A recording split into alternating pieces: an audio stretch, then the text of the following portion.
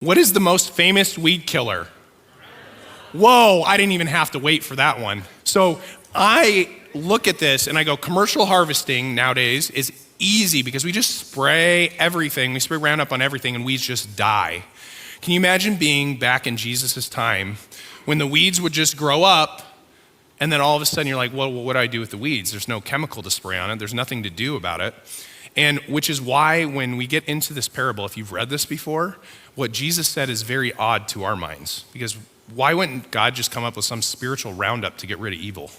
Right? Don't you think so? Like, let's kill the evil things and stop the evil things and good things can happen. So why did God not do that? So let's start by reading the parable.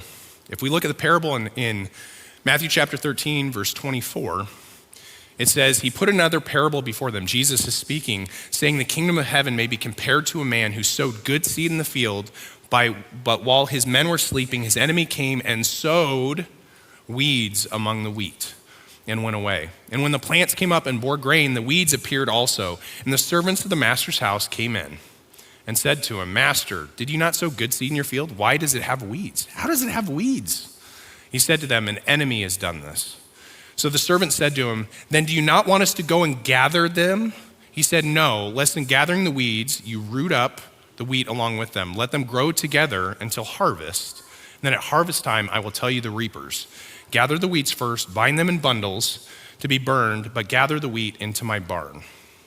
So last week when we talked about the parable of the sower, and if you have not watched that or seen it in person, go back to Eric's sermon. He talked about the kingdom of God, and the sower is sowing seed, and it's about the kingdom of God.